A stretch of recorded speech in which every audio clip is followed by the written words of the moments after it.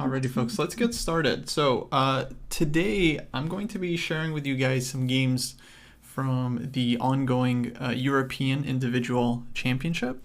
This is like one of the strongest, it's not exactly an open tournament because you have to be, I think, a European citizen to play, but it's a very, very big tournament, tons and tons of grandmasters, and usually it's a huge qualifier for the World Cup, so it's often very, very strong. And of course, it's very prestigious, like championship of Europe. And so, as usual, there's often lots of interesting games. And for me personally, I really like the games in the first couple of rounds where you have some of these like top grandmasters, like 26, almost 2,700 rated players, playing against players that are pretty strong themselves, like 2,350, 2,400, but clearly like a class below the GMs. It's always interesting to see how like the GMs outplay some of these very strong players, but clearly lower rated. And sometimes you get upsets as well, right? And so it's always exciting to see someone take down a GM in the early round. Question: do you have to turn your camera on? No, you don't have to. Totally up to you. So I'll put some positions for you guys to think about. Some of them will be kind of tactical, some more strategic. You're usually going to be asked to find the best move or some kind of continuation.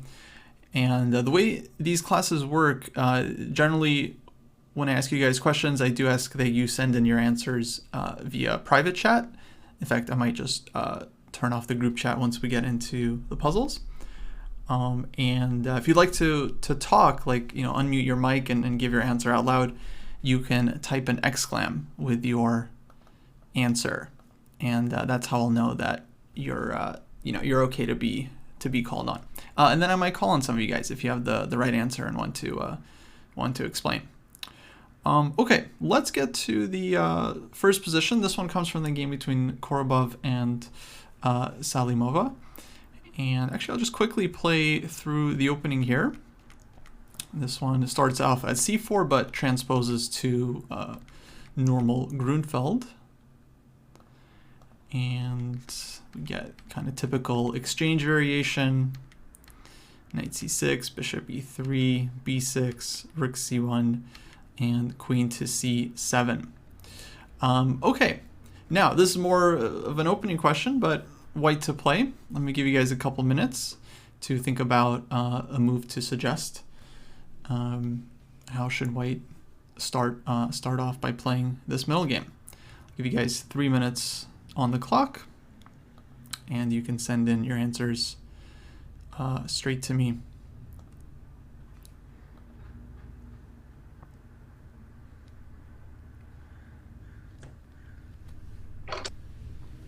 Now you guys do have 3 minutes, so you don't have to submit your answer right away. You can definitely think about it. Lots of thematic moves here from white's point of view. That's right, white to play. Now if white plays something like d5 or e5 here, black is probably going to counterattack, maybe with a move like rook to d8. So this is something to keep in mind. Or if d5 right away, then maybe knight e5 first, hitting the bishop on c4. So white definitely has to be a little bit careful here before pushing the pawns too quickly. e5, rook d8, and the e5 pawn is vulnerable. It can be kind of hard to continue.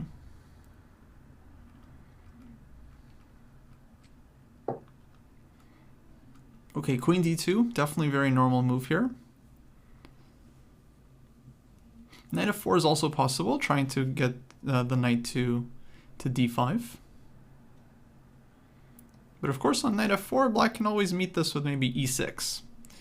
And then the knight on f4 is going to have to go back, because e6, rook d8, and d4 pawn will be hanging.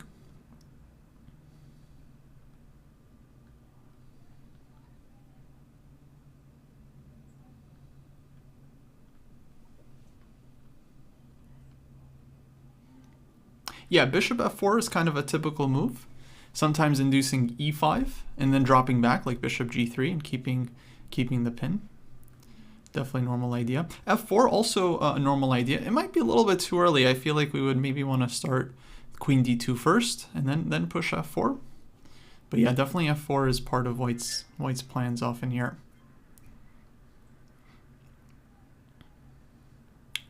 Okay, some more reasonable moves. h3, f3 for sure.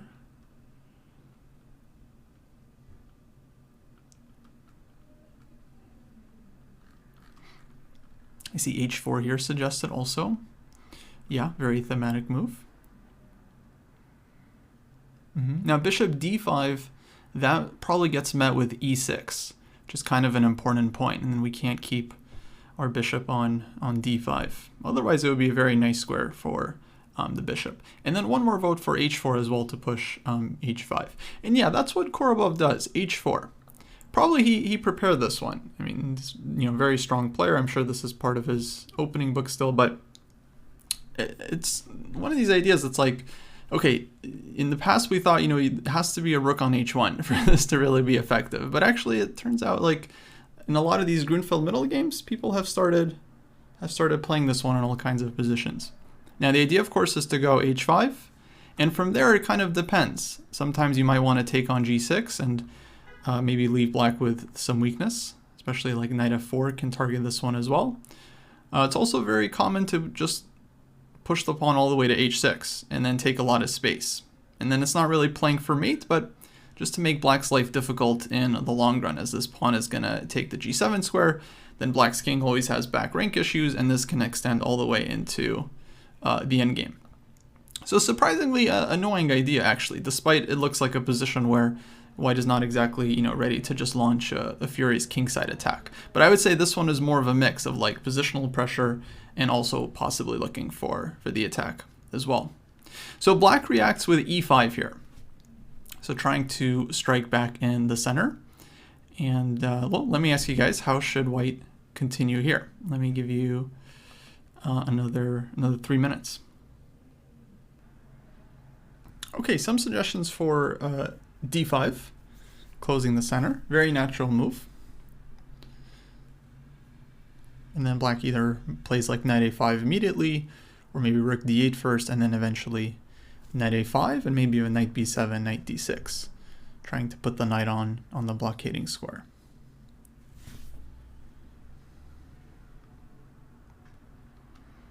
Okay, question, what's wrong with dc5, bc5, and bishop takes c5? Grabbing a pawn. Yeah, very good question.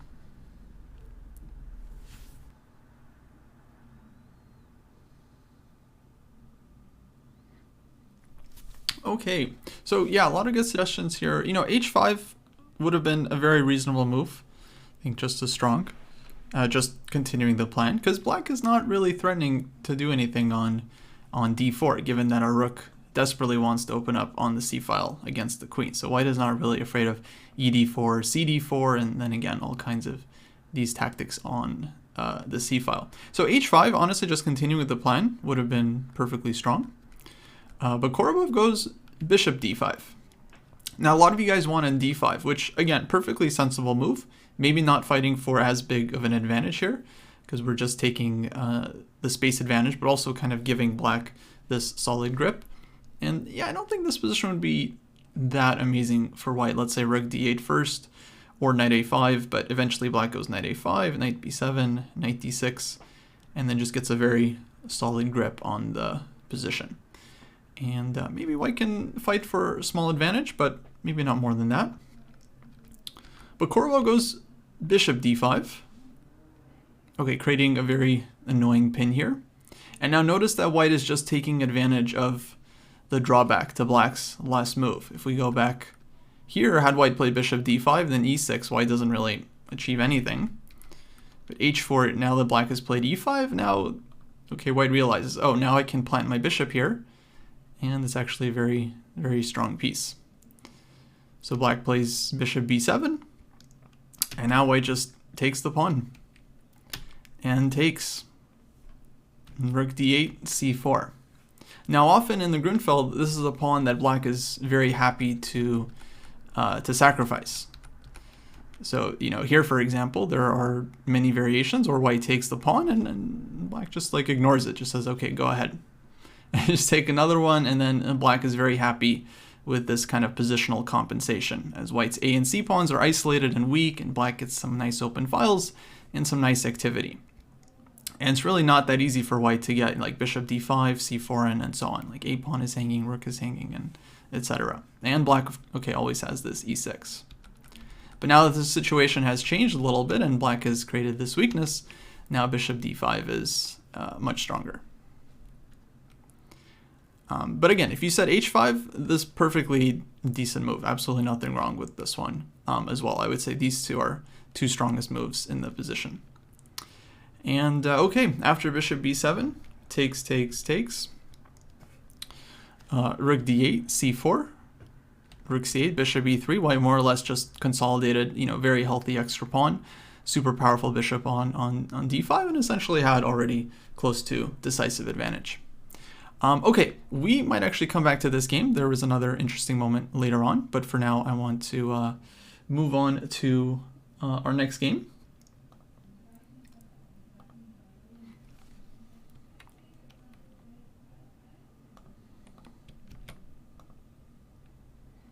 Okay, and this one is white to play. This actually, let me get the player names on here as well.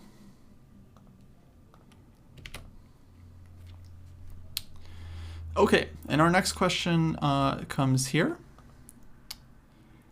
And this position is white to play. Black has just played knight e6. And your question, guys, you have to choose between bishop g3 and bishop e3. Where should white park this bishop? Okay, I'm going to give you, well, let's do 2 minutes for this one because it's kind of a simple decision. So, white to play, where to put the bishop, e3 or g3?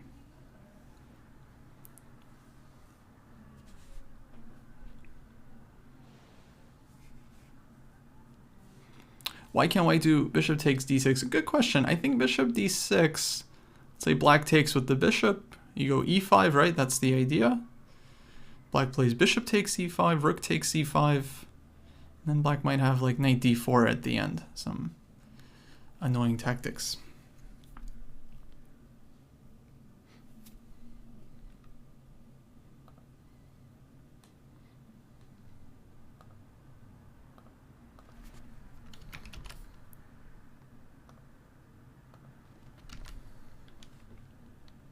Maybe knight d4 before that, yeah.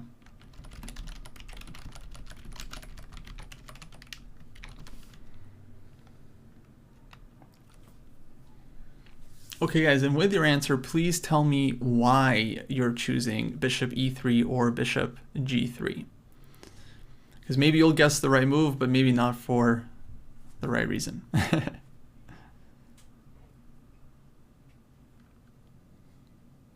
Okay, guys, time is up. If you haven't submitted an answer yet, let me know. Which one do you choose and why? Bishop e3 or bishop g3? It's actually kind of split. It's almost 50-50. So I see a lot of bishop g3s to keep pressure on the d6 pawn. And a couple of bishop e3s to stop ideas like knight g5, knight d4, and queen to b6. Looks like. So yeah, I guess it's a question of, do you want to keep more pressure on the d-pawn, or do you want to be more restrictive to black's position? Okay, so in the game, Krivoruchko, who's a very strong grandmaster, played bishop g3. So if you guys said bishop g3, you should be very happy because you played like a GM. However, after queen to b6, black did get some very annoying counterplay here, because now the queen is targeting b2, and it's not so much that this pawn is so important, but if black is able to take the pawn, then the rest of white's queen side starts to hang as well. So the game continued rook a1, rook a8, bishop h4, knight g5, and black was fine. Black, in fact, was actually soon better, because white's bishop did not really live up to kind of its expectations on the king side. So takes, doesn't really hold anything here for white. Queen d3 was played. Now black plays another very nice move, knight d7, bringing the knight to c5, and actually white had some issues with the e4 pawn in the future. So I believe the right move was actually bishop e3, and mainly from a point of view of restriction, so kind of like a positional question here, because now black is prevented from playing queen to b6. The queen has to kind of stay passive. Knight d4 was not such a huge threat, but we stopped this one as well. And now we can continue to build up, like rook a d1, maybe queen g3, f4, etc. And white definitely has kind of a better control over the game. And on knight g5, let me ask you guys here, how do you think white can try and punish this one? So white to play. Actually, let me give you 2 minutes for this one as well. How to react to this move.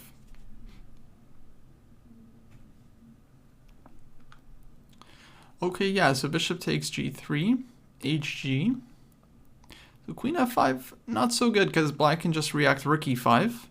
Kind of nice defensive move with tempo. And white is forced to go back. There's a suggestion to play rook a d1 and trying to play for e5. Absolutely, I think makes very logical. And then a few of you guys realized, hold on, maybe white can just push e5 right away,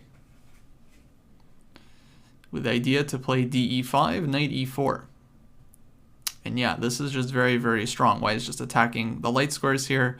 This pawn on f7 is a big target. Of course, knight takes g5 is a huge threat. Rook a d1 is coming as well, hitting the queen. And yeah, black is just in huge, huge danger here. Very, very difficult position. Or if rook e5, then essentially same thing. Knight e4, and black has trouble defending everything. Okay, so I thought it's kind of a nice example. Of course, again, Krivorushko, super strong player. I'm sure he had his reasons for playing bishop to g3, but feels like this kind of restrictive move would have given white a little bit better chances in this one. Okay, guys, let's go to the next one.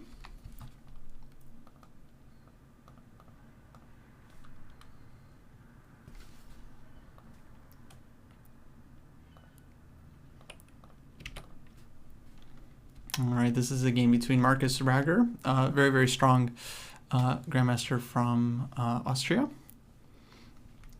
And this was a Ruy Lopez, Berlin. And we'll just play through the opening moves here until we reach the key moment. So white spends an extra tempo here to push d4, kind of taking the center. Knight f1, black plays knight h5, playing for the f4 square. White does the same. Bishop c2, very nice move, defending the knight on f5. And black plays h6. Okay, white to play. If you guys are e4, e5 players, it might be kind of a thematic position for you guys, but let me give you 3 minutes on the clock. White to play, let's figure out a way to improve our position here. Yeah, Ryo's already nailed it, very nice. Okay, actually, let me call on a few kids here. You guys had some ideas. First, let me call on Ryo. You figured this one out very quickly. But there's actually a couple of good ideas here. So I'm going to call on... Yeah, go ahead. Okay, we want to go g3, obviously, but it just takes our pawn, so we have to go h4. And this also helps, like, preventing, like, knight g5 later on, if he checks us. So after h4, basically... Our threat is to go g3, sorry. Mm-hmm. And after knight e6, we actually even might be able to trap the queen d5 and then bishop g5. So he's like in a bit of trouble here. Yeah, just kicking black back. So you want to go h4 so that g3, there's no knight h3. Yeah, no stuff there. Yeah. Okay, very good. Yeah, h4 is, I think, very decent move here. Again, setting up this g3. Also, white might even be able to play h5 in some positions and kick the other knight back as well. Sepper also had a good idea. Actually, a couple of people did as well. Let me call on Sepper here. Eric, can I ask a quick question about h4? Yeah. Mm-hmm. Why can't black take on f5 and go like knight h4? Oh yeah, good question. So let's see. So takes. Some people might want to know. Yeah. Knight takes h4. Let's think about this one for a sec.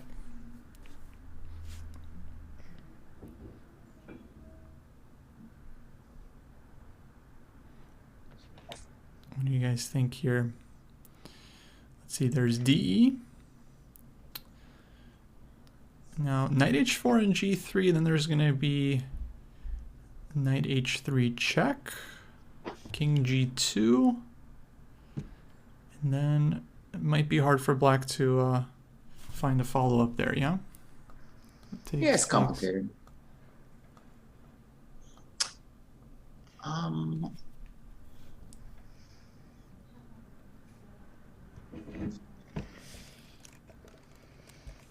That looks unpleasant. Yeah, maybe it can go queen g5 after g3, that's right. But that feels like why King can't f1? we move the king, even like king f1 or king h2 also. King h2, queen h5. But I mean, okay, I would think that's a nice endgame for white. But king f1, Sure. then okay, actually maybe just stronger, just going for the piece. Greg, but what? Okay, separate. Yeah, you had other idea altogether. So I thought that like Ryo said, it's good to play g3, but I thought we played immediately. And the idea is that it doesn't matter if the pawn falls. So takes, yeah. So king g2, Mm-hmm. knight g5, Mm-hmm. knight g5, HG, yeah. and then here there's like two moves that are good, both queen h5 and potentially rook h1. So one of these two moves, yeah, but basically playing both next. Yeah, Yeah, queen yeah, h5 first, let's say rook h1, and yeah, I mean, looks like just extremely this dangerous looks attack. crushing. Yeah. And in fact, even if black gets the king out, there's check and queen h8. And the queen h8. Queen h8 mate, right? So, yeah, so actually, you're absolutely right. In fact, in the game, white did play g3. Now, both moves are good. That's actually why I like this example, because h4 is strong, g3 is also good. And knight h2 also, a couple people suggested, also a very nice move, planning to play knight g4, and then with ideas of g3 as well, when again, it's very hard for black. Actually, if black cannot play knight takes h3, then g3 is a very nice move because it just completely shuts down black's activity, forces this knight backwards, knight on g6 also gets restricted, so it's really a very punishing move. And so here white has ideas like knight g4, and then again g3, and then it's actually very hard for black in a lot of these positions to play knight takes h3. So yeah, in the game he did play this one, and black ended up going back knight e6, and now white played knight h2, and yeah, now we see the power of this move. Takes, knight g5, knight g4, queen d8, h4, and Ragger basically just, you know, totally annihilated his opponent on the king side. Takes, knight went back to h8, which is very sad, but okay, knight e7, f6 also would have been just as bad. Yeah, essentially this was, okay, nice breakthrough here. f6 takes, queen d3. Now threatening to take and give mates. So black has to play g6 and just completely opening up the king side. And game ended here very nicely with knight f5, takes, and white's attack was just totally devastating. So actually, let me play out the last couple moves. Bishop d4, check, takes. Black took here. King g2. Of course, king takes. There was knight g4. Bishop takes e1, g7, and black resigned. Again, they're just getting mated. So this ended up working out very, very nicely for white. Now, the engine on g3 said that black technically could take this one, king to g2, then black would have to find this move d5 to make it work, which, as you guys can see, is probably not the easiest move to figure out on your own. And of course, it's still very, very complicated. Like white can take on e5 here. The idea with d5 is that if king takes knight, then d takes c4, and okay, this one once you see it, we can kind of understand black is getting back the piece and everything is fine. But also black would have to account for this move. Knight takes e5. And then if queen takes e5 here, then white can go ahead and just get away with taking this knight. Then it's going to be like g4 and the knight is defended. And here black is actually just in big trouble. Also there's ed5 here as well, hitting the queen. So here then black would have to find the move d takes e4 to make all this work. And the line continues, takes, knight g4, queen f3, again only move takes, and after all this, white ends up better in this position, in this endgame. So you guys can see, okay, the engine finds something, but it's like almost completely irrelevant because it's very inhuman to see all these ideas from afar. From human point of view, very hard to justify playing this move. And we can see that in the game, white played g3, and of course their opponent just ended up going back. But yeah, very thematic idea when dealing with these knights on f4 and g6, or you can flip the colors around. From black's point of view, dealing with knights on f5 and g3 is to solely prepare the kicking of the knights with h4, g3. Or in some cases, you can often go g3 first and then just play for the pawn sacrifice. Which, yeah, in this case, without d5 here, black would just be totally busted, as we saw. Okay, let's go to the next one.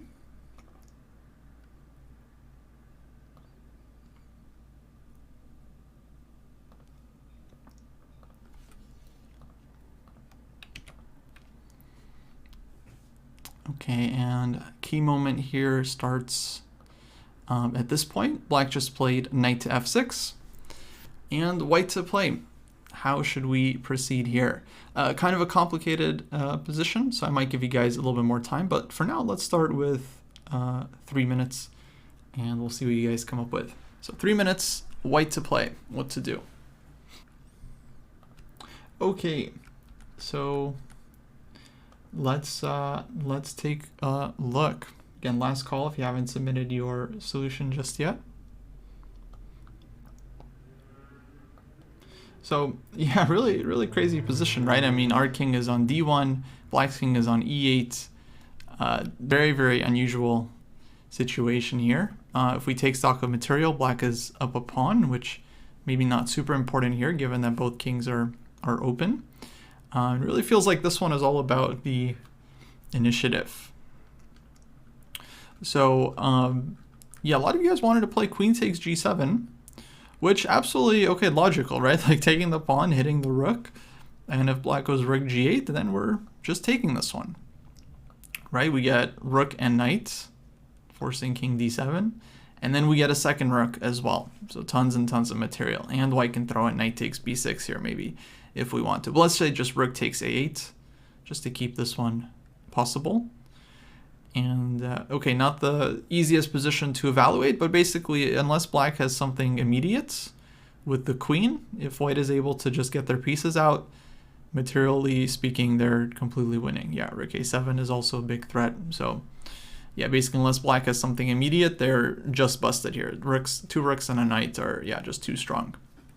So this one is, of course, absolutely working for white. In the game, black ended up playing castles. Because what else to do?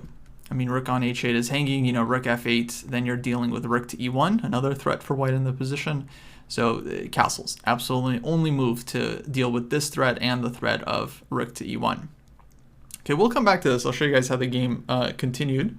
A few of you guys wanted to play queen takes d4, which, fair enough, grabbing this pawn, and keeping the threat of rook e1 alive. But how do you guys think? What can black do here to solve their issues?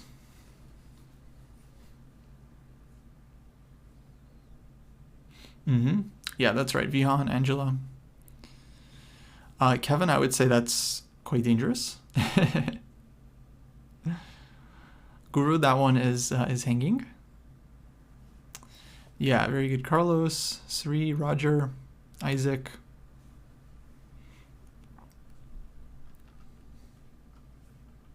Tori, yeah, exactly. Yeah, castle's kingside.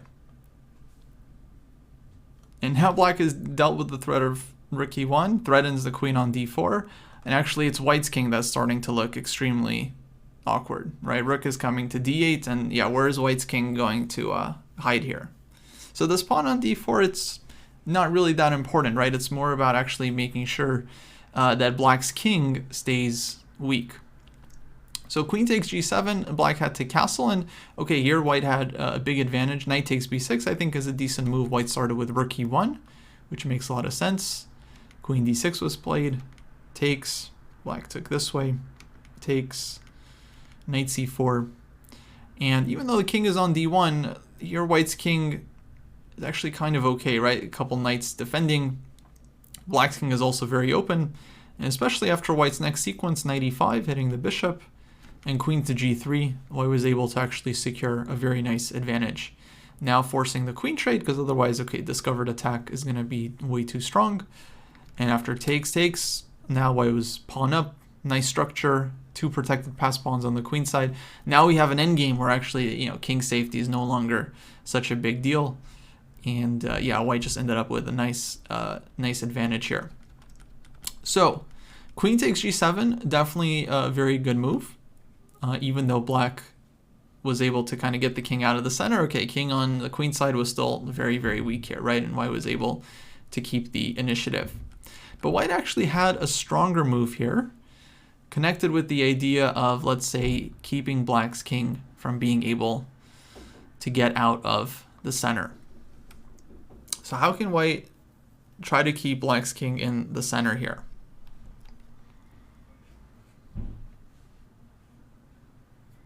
Okay, so queen f5, yeah, keeps the king from castling queenside, but then black castles kingside right on queen f5, because we're no longer hitting g7. If queen g5, then black can at least castle queenside and get out of the threat of rook e1. That's why I want to keep black from castling, right? Because this rook e1 threat is actually very, very annoying. Okay, yeah, nice job, Vihan. Nice job, Abhiram, Guru, Suran, Sri. Yeah, good job, guys. Yeah, queen g3. Okay, quiet move, but very, very, very strong. Just actually keeping all of the tension in the position. Now, legally, okay, black can still castle here, but the point is that there's going to be bishop a6 check, and the king doesn't actually ever make it to the queen side.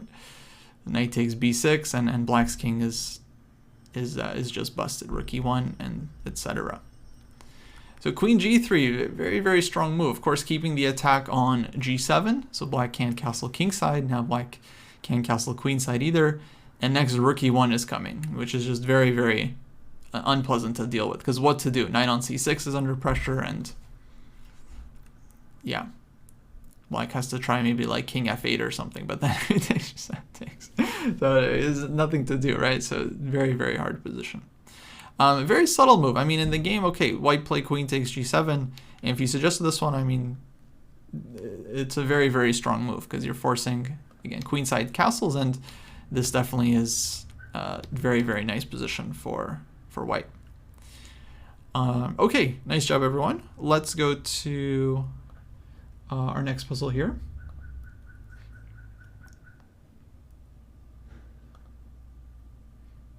All right, let's jump to this one.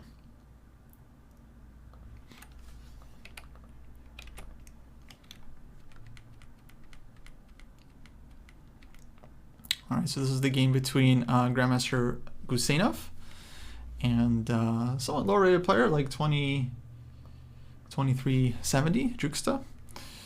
And this was a French. And key moment takes place here. Black grabs his pawn on d4, white pushes a5, queen a7, bishop e3, and black plays bishop c5. Okay, guys, white to play. Very, very sharp situation. How to continue?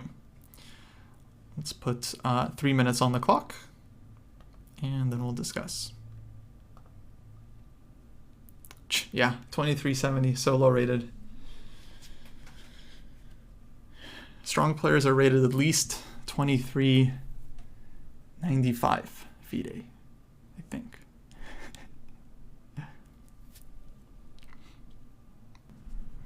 Alrighty, guys. So, yeah, like, okay, kind of tough situation for black here because everything is like loosely hanging on this knight on d4. A lot of you guys suggested a6, which actually the move played in the game. So if you suggested this one, congratulations, you played like a grandmaster. And this move makes a lot of sense. Okay, we're trying to open up the rook on the a file and trying to break down black's coordination, and yeah, actually causing a lot of problems for black. I mean, if b6, then knight on d4 is hanging. If black plays knight takes f3, then what should white do here?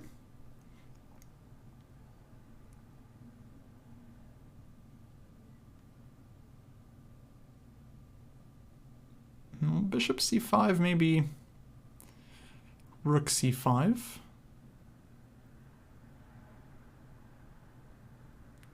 Yeah, white can throw in a takes b7, right? Queen takes b7.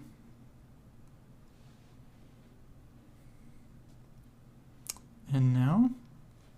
Exactly. Yeah, very good. Bishop a6. As this knight on f3, it's not really attacking anything, so white just continues making, let's say, in-between moves. Let's say queen b6, we can take on c8. If knight moves away, we're just taking on d7 and winning material. Yeah, so white is ending up with extra exchange here. Let's say takes, and okay, now there's also rook a8 check, so basically big problems here for black. So a6 poses some very serious issues. The problem is black finds only move in the game, knight b5. And white still had some pressure here, but actually this one somehow survivable for black. So queen a4 was played, b takes a6, bishop takes b5, takes, and they ended up in this endgame, which granted was still better for white with the two pieces against the rook, although objectively it was drawn, but actually a very interesting endgame. If you guys have a chance, you should play through this one, because white wasn't exactly winning the whole time, but he ends up converting very nicely. Okay, but let's go back, because there was another very tempting option a few of you pointed out. And that was the move knight takes d4, with the idea bishop takes d4, queen g4. Okay, but here this one does need to be calculated a little bit deeper. So I want to see if you guys can find the key tactical point here. So try to follow along with your visualization, because I'm going to ask you guys for a key move. So the line goes knight takes d4, bishop takes d4, queen g4, hitting the bishop, hitting g7. Let's say black goes bishop takes e3, queen takes g7, rook f8, f takes e3, queen takes e3. So in this position, black's queen is hitting our bishop on d3 and also threatening queen to g5. So if we play some imprecise move there, like rook d1, then queen g5, and white's attack is actually shut down. Okay, very good. Yeah, Sepper, Guru, Vihan, Chenhuan, Kyle, Eric, Kelsey, Carlos, Angela, Soren. Yeah, everyone's solving it. Okay, I'll show the line one more time, just so everyone keeps track. Knight takes d4, bishop takes d4, queen g4, bishop takes e3, queen takes g7, rook f8, f takes e3, queen takes e3. And in this position, wait to play. Yeah, good job. Good job, Nate, Kevin, Isaac. Very nice. Okay, let's put it on the board. So takes, queen g4. I'm not sure. Maybe he missed this idea. Maybe he didn't see the final move. It's really hard to say. Of course, during the game, no one is telling you, oh, you have white to play, and win here, right? So of course, it's always up to the player to spot it. So takes here, fe3. Now, if you guys just evaluated this position, it should be just good for white. And honestly, I don't blame you for this evaluation. It does look like it's a nice position. it's actually kind of fortunate that black has any resources at all here, but at the end, this one is quite annoying because bishop on d3 hangs, queen on g5 is actually a very annoying threat to shut down white's queen. And it's not so easy, right, for this bishop to even find a square. Okay, but I think almost everyone pointed out now bishop g6. Key move. So white does find a nice square for the bishop and threatens bishop takes f7, which is just a devastating threat, as well as rook takes f7. And yeah, here black is just busted, of course. FG, we have mate in 1. Okay, guys, nice job. Let's see. I want to show you guys okay, a few more examples we probably won't have time for. But I want to show you guys one really interesting episode that maybe will be kind of instructive story for you guys. Let me jump to, this is actually board number 5 in the first round. Actually, this game took place. So this was a very, very interesting game. This was played by Andrei Volokitin with the black pieces, really strong Ukrainian GM, like almost 2,700. And his opponent is exactly my rating, 2395. So his opponent, strong player, 2395 FIDE. And they play actually a very theoretical line in the Taimanov Sicilian. Some of you guys might be familiar with this one. With queen f3. Nowadays, this is just a very, very sharp way of dealing with the Taimanov. Castling queenside, putting the queen on g3, and so on. And both players, they play one of the most, one of the sharpest lines in terms of theory. So b5, bishop f4. Bishop takes b5 is also a move here, and then there's lots and lots of complications. Bishop f4, d6, bishop takes b5 now, so a little bit different move order. A takes b5, and here the main move is typically knight db5, and there's lots and lots of theory here after queen b8, and there's knight takes d6 and rook takes d6. Essentially,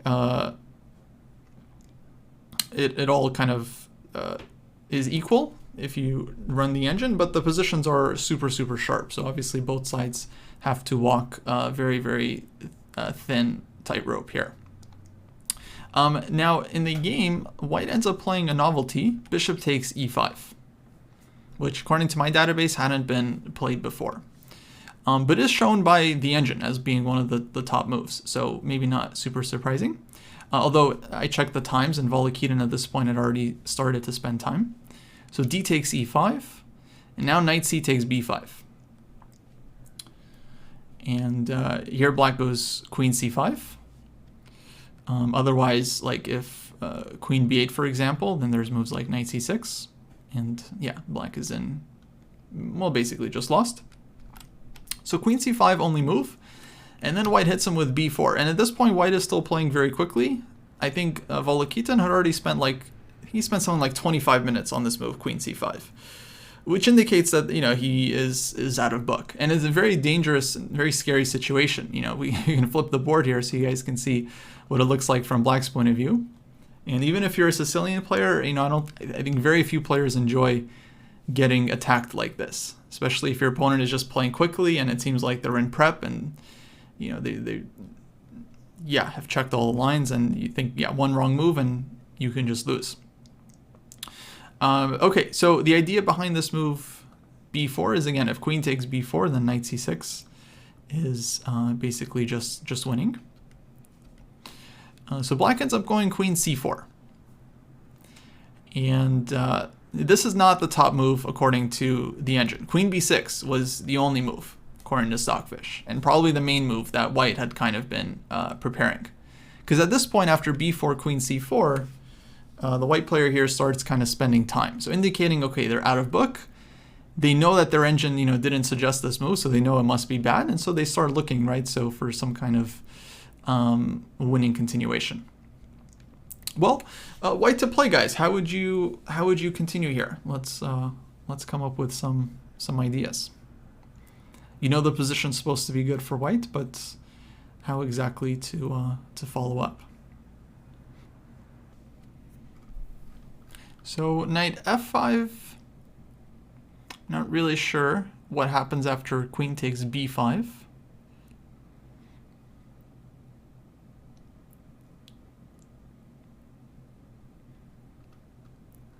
Yeah, knight d6. I think black can just take. Yeah, so queen takes e5. That's right.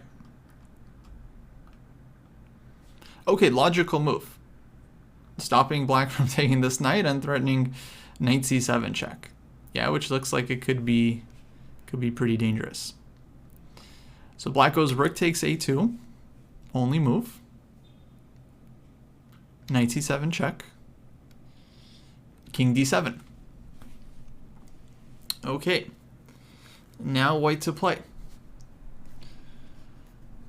What to do? Okay, so it seems like first reasonable move here is like knight d takes e6. I mean, this looks super violent, right? It feels like it should be good. But let's take a look. Black goes king c6. And now how to follow up. Because black's pieces are oddly, covering a lot of squares. Okay, knight d8 check, very good.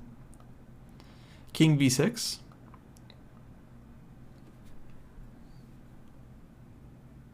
Rook d6, yeah, I think that's very logical. Then let's say black goes king a7. I don't want to let your queen in.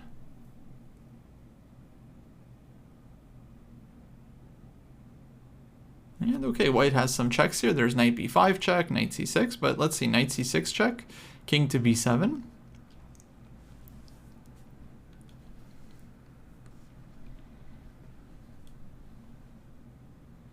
And we can try knight a5 check. But then, of course, rook takes a5. And black starts taking white's pieces. So definitely not very good here. Instead, white can go knight d8 check. And then black has nothing better than to repeat with some kind of funny repetition like this. So it turns out there's actually nothing concrete after knight takes c6, no forced win. King c6, knight d8, and neither side has anything better than this perpetual. You can also try knight d5 check here, but then black takes. And yeah, white is this one even, king a6, queen a8, and again, perpetual, but no win. So knight d takes e6 is not working. You can also try knight db5 check, but then after king c6, white actually has no follow-up here whatsoever, and the king is slowly running away. And if anything, white needs to be pretty careful here, right, with black's counterplay. So in the game, the player playing white here ended up spending like 30 minutes just trying to figure out, because like he knows, engine says that has to be something for white, right? Like, in my prep, I know queen b6 is the only move there, and then black is somehow okay. I think the line is like here, takes, and okay, it's very, very sharp stuff, but game continues. So after queen c4, white's there thinking, like, I know there has to be some kind of win here or something, some kind of big advantage, but what to do? So check, king d7, and he ends up playing knight cb5 back, which is actually a very logical move because, removes the knight from being under attack, covers the d6 square, and then sets up all kinds of discoveries now that could be potentially fatal. But of course, this allows black the chance to repeat. So of course, black goes king e8, and now what to do? If knight c7 check, king d7 would be kind of very funny repetition, but unfortunately nothing more than a draw. So then white ends up playing, I think after spending like, over an hour on the last couple of moves, queen d6. And sometimes this kind of thing happens where it's like, the engine kind of drives you crazy. It's like, that there's supposed to be something, and so you really try to make something work. So okay, queen d6, threatening to win with knight c7, and of course the idea is takes. White will keep an extra piece with knight takes c4. Okay, but black to play. How should black react to this one? And queen d8 check, actually another threat. Yeah, thank you, Rio. takes, knight c6 double check, and rook d8 mate. But okay, does black have any defense or time to resign? Yeah, very good. In fact, okay, we're running out of time here, so we'll speed it up. Black has actually multiple moves. Queen takes b5 is actually kind of a funny solution. The idea that takes, and black is up a piece in the end. So of course, white sacrificed a piece to get to this point. So queen b5. Bishop e7 also defends, giving the king the f8 square. I like this move very much. But the Volokinin solution, and if you mentioned this, is the simplest. Rook a1 check. If king d2, there's knight takes e4, and black wins. And after king b2, queen a2 check, king c3, knight e4 again, and game over. This was resigns. So a tragic game from white's point of view. You know, gets this huge prep in against a really strong player. What about queen b4? But ends up losing with queen d6. This one was just a tragic blunder. At what point? Here or after rook a1 check? Because okay, here there's knight c7. Yeah, so rook a1, king b2, queen takes b4. But then rook ends up hanging on a1, so this one is not so great for black. That's the problem.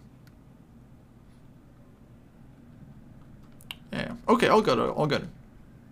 So it begs the question. Yeah, what was white supposed to do? Yeah, of course it's easy when you turn on the engine, but it shows that like sometimes when you prepare these like really sharp positions, you have to be careful. I think I did a full lecture for you guys a little while back, but you have a sharp position, but then if you don't find the right move, you might just end up losing, right? Because white's king is in huge danger. Well, what was the problem in all these lines? The issue was that black has this counterplay with rook a1 check.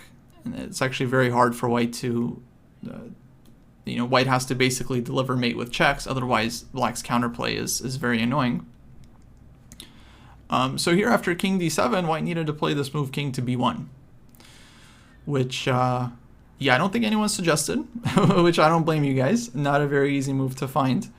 And I'm not sure if white, considered this move during the game.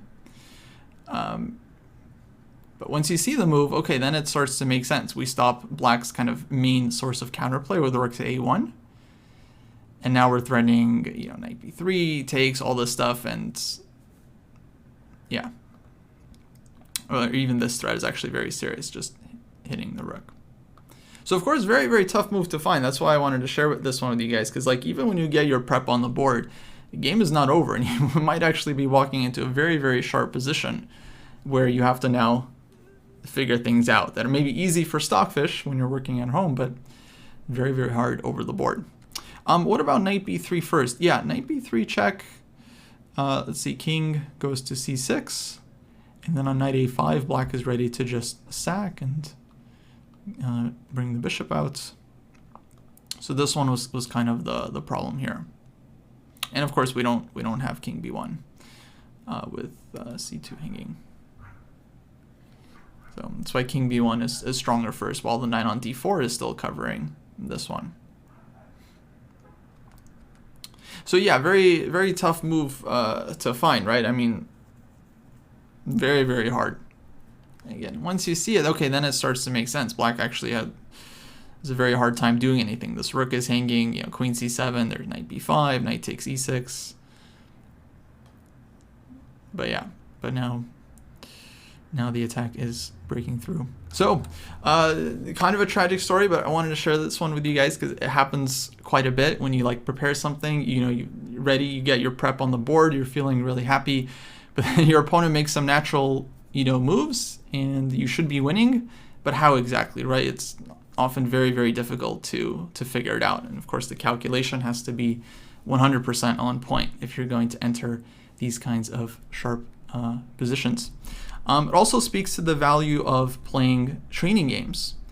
Rather than having your first time playing some sharp opening be over the board, if you can play it in training a couple times, then you might kind of figure out some of these weird spots where like, okay, you know, should be winning, but maybe some kind of hard solution has to be found. And that kind of training is very, very helpful ahead of actually playing some of these positions out over the board.